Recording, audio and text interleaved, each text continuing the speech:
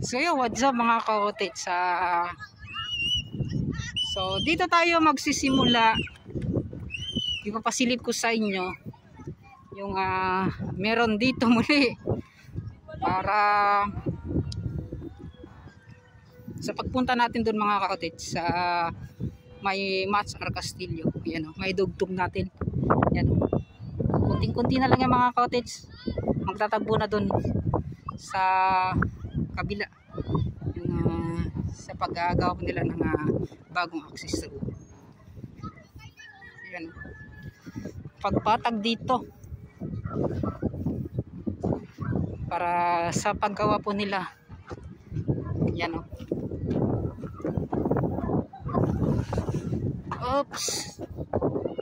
So yun mga kaotits, at magkita-kita tayo doon sa may Mats R. Castillo.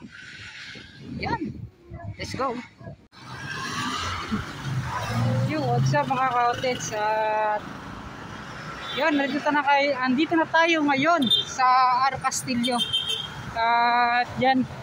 So ito pala yung pasukan po yung sa ginagawang access road. So dito po sila nagtambak. Yan. So tayo po ay maglalakad hanggang doon po sa dulo. Yan.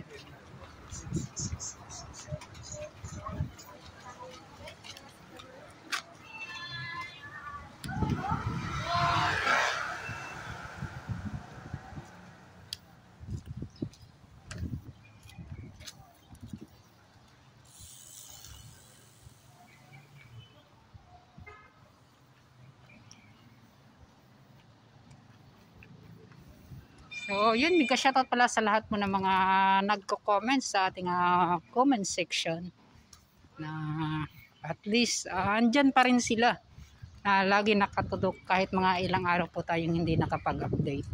Yan, mega shoutout. At happy 38 Kadayawan Festival dito sa Davao City.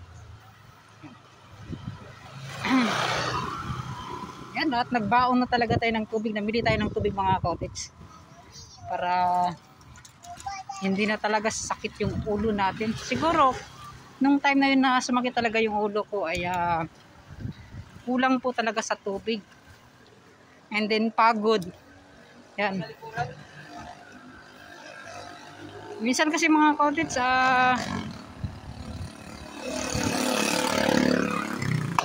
di na tayo nakakapag-merienda dahil lang nga po sa wala, kapag nandiyan na tayo sa coastal road, wala na tayong bibilahan na pagkain. Minsan sa bahay na tayo nakakapag-merienda kapag nakauwi na. Yan. So ngayon ay talagang iniisip ko na talaga mga kaotits, kapag mag-vlog tayo ay need talaga natin ng tubig. At malapit na tayo dyan sa dulo sa ginagawang access road nila.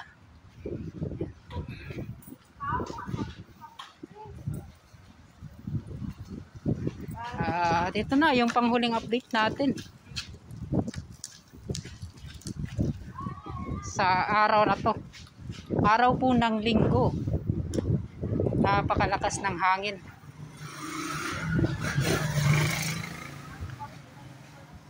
Yan. Yan, shout out. So dito na tayo mga kaotits sa itong access road na kanilang ginawa. Yan.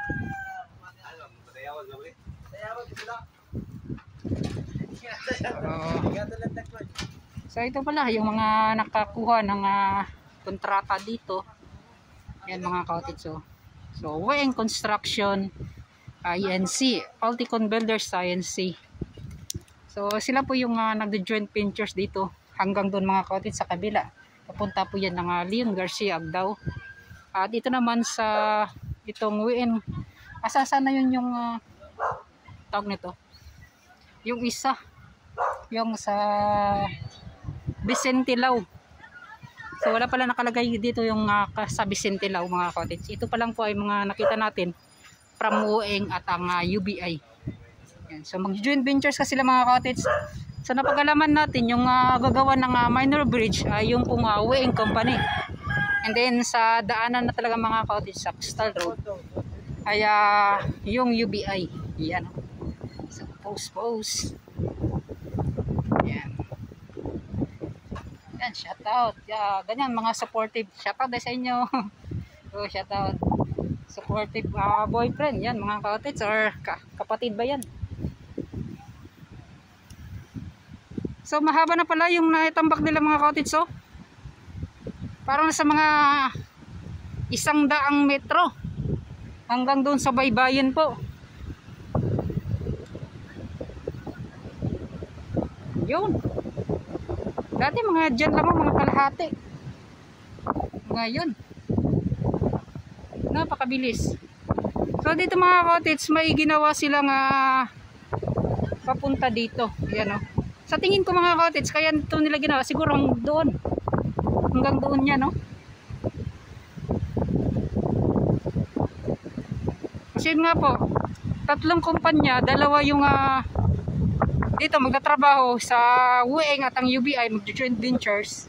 May gagawan silang minor bridge.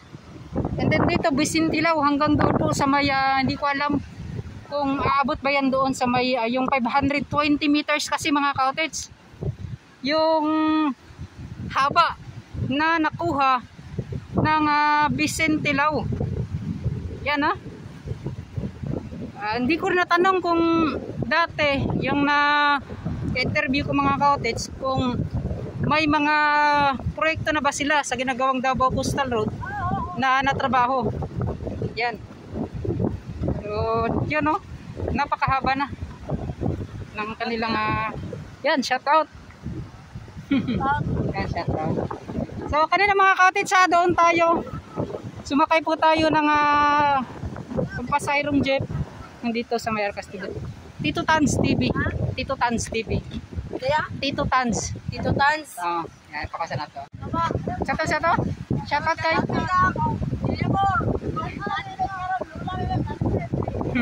Yan, may kami ka shoutout pala sa yang lola nga natin karon. Yan. Yan, salamat. Yan. So, yan mga cottage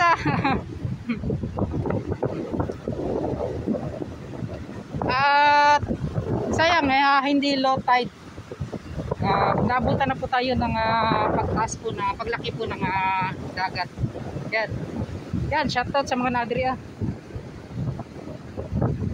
So dito mga cottage parang ito nata yung dulo sa kanilang pagtambak. Yan kasi yun nga po iniliko na nila hanggang doon po sa kabila. Yan Kaya pala may ganon yung parang maliit na barge pinailan pala nila ng mga sheet pile para kapag magtambak sila mga cottage tuloy-tuloy. Yun nga po para may harang talaga. So parang hindi natin alam kung kakayanin ba sa pagtaas ng dagat. Yan nasa ilang inches na lang kasi mga cottage aabutan na po sa pagtaas ng dagat. So yun pala yun. Okay din mga cottage. Hindi rin kasi katulad ng kapag nakatambak na, katulad dyan mga cottage sa may Santa Ana Wharf hanggang sa Leon Garcia. Kasi sa Santa Ana Wharf mga cottage, plastado na po yan. Tapos ang kanilang ginagawa na lang ay tambak-tambak tapos paglagay ng sheet pile. Malapit lang kasi sa yan malapit lang sa mga kabahayan sa gilid ng yan. Hindi katulad dito mga cottage, napakalayo pa. Yan. Mahabang hunasan pa yung kanilang dyan bago sila makagawa dito sa ginagawang Davao Coastal. So ito po yung kaibahan kapag yung pagtambak mo malapit lang sa gilid or sa mga daanan. Yan. Yan at parang napapagod na ako mga cottage at yun tuloy-tuloy pa rin tayo. Hinihingal ako sa layo po ng hinap din natin ngayong araw. Yan commute lang po tayo mga cottage soon, baka pagpalain tayo. bibili talaga ako ng motor. Yan. Kahit hindi ako marunong, maghanap tayo ng ito, yung may magdadrive ng motor natin. Shoutout sa mga bata nga nadirya. Yan.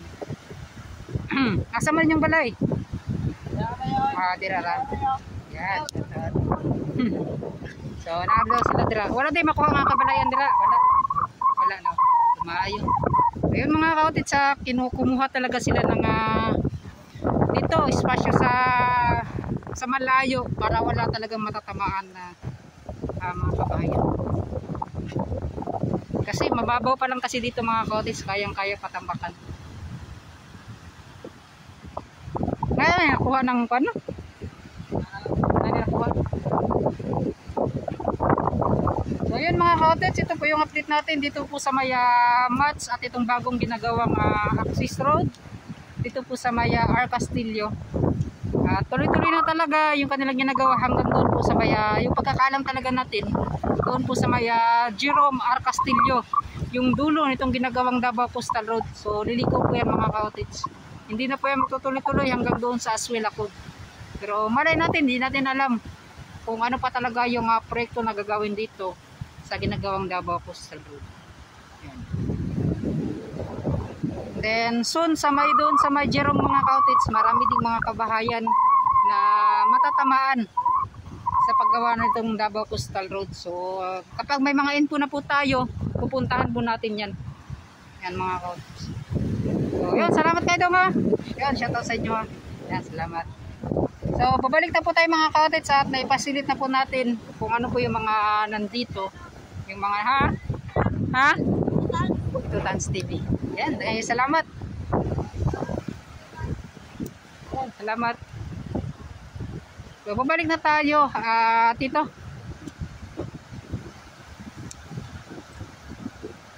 So, at least may mga nakuha tayong update dito banda. Sheet file pala, kaya pala may mga ganyan. Wait na verse. Wow, supportive girlfriend, supportive boyfriend, no?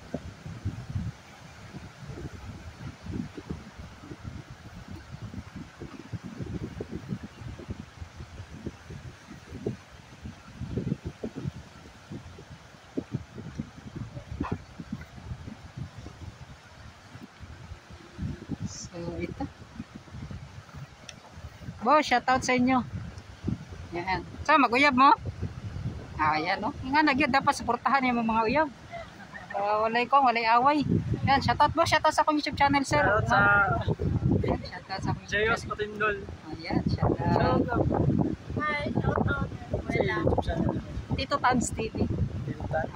Sa Smotic Ghetto, Okay Arans, and Aniel. Yan. So, ang grupo sa Batia. Yan, sa mga eskwelahan na naging yung pamilya. Ay, sa tropa niya sa Ring Garcia, ila Christian Payo, ila si Adrian Harapay. Yan. Si Muyab. Ma'am, shoutout ma'am. Malawon. So, picture taking sila dira mga kautits. Boss, dagang kayo salamat ma'am. Dagang kayo salamat. Yan, shoutout. Yan, dagang salamat. So, kata mga kautits, wala lang, pandungag lang gud sa mga video mga kautits sa itong pag-update. Yan, so, yun. So, diri na mga kautits, mag-last atong pag-update sa gibuhat nga Davao Coastal Road. Basta ito talaga mga kautits, sa tingin ko, itong pagtambak nila ng dito, para to dito sa Bisintilaw. And then dito naman, para dyan sa kabila. Tina lang, mga kautits. Or kung magtutuloy-tuloy ba yan hanggang dito. Or ito po, ay kumbaga likuanan. Ayun. So nakuha ko mga kautits. Diri parang sa tawa na kanang boss. Mayong hapon, boss. Pwede mo katana para sa kanin siya diri, boss? Gibuhatan? Pero ang kaning kaning dalan. Mo tuloy-tuloy siya pagtambak dito or putuloy din ipadulong dito. So kana dira mo na siya padulong dito. So kana diri makuha ni siya kaning may espasyo siya diri ah. Kambaga nagbuhat lang og dalan padulong dito. Sabi na ko likuan pa ana. So kung gid siya dalan gid padulong dito. So kani lahi man diri sir no mga nagtambak po diri. GBI na no guing. Pare mo ikaw mo mga Bisintilaw na mo. So kani sila Bisintilaw kumpanya. Sir, mangutan ako sir baka nang diri sa Coastal Road sir. Naapod ba mo nakuha nga package dito sa may Talumo or sa may Bagua Playa or first time sa Bisintilaw na sa Coastal Road? Bagura ka? So karon Bisintilaw na gid ka nagtrabaho sir since pa. So shout out sa Bisintilaw nga nakakuha package nga 520 man to nabawaan na ako sir. Nabulog na ako kay Peter na. Tas man ang package nga nakuha ninyo no? 520 lagi to. So sir, salamat kay sir sa info gyatag nimo. Yan, shout out kay sir. Yan. So yung mga cottage hindi pa to likuanan kundi isa talagang daanan access road din na patungo doon sa paglagay nila ng mga sheet pile at maliit na barge na yon. Ito para sa Bisintilaw na to yung daan na to para tuloy-tuloy. So hindi pala yung style nila magtatambak naman pa hanggang doon. So hindi, kumuha talaga na sila ng isa pang access road. So parang dalawa na talaga mga cottage para sa kabila yung EBI dito at sa Uing and dito sa Bisintilaw. So yun. Salamat kay sir sa kuha nating update.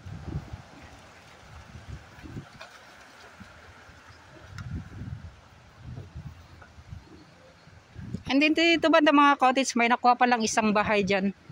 Yan. Dalawa or isa. Isa or dalawa. Yun. Napagtanungan natin.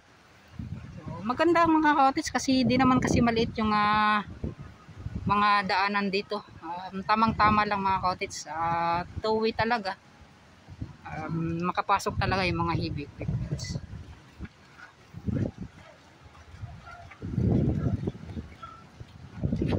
Yun o, yung mga bata na nandito.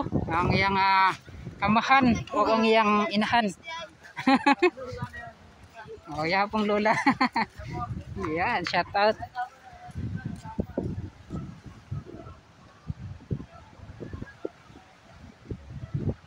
Yun mga cottage. At maraming salamat at hanggang dito na lang. Yan o, ganyan talaga dapat mga cottage. Kapag magmahalan kayo, ganyan talaga dapat. Dapat supportive boyfriend ka. Yan o. Yan. Sana all. Yan mga cottage. So papaalam na ako. Yan, shoutout day kay sir. Shoutout day sa mga dito. Yan mga cottage, maraming salamat at hanggang dito na lang. Yan, mega shoutout pala sa lahat mga solid supporters natin, solid viewers, solid subscribers. At magpapaalam na po ako. At yun, sa FWs natin, maraming salamat. Yan, at hanggang dito na lang. At bye-bye na.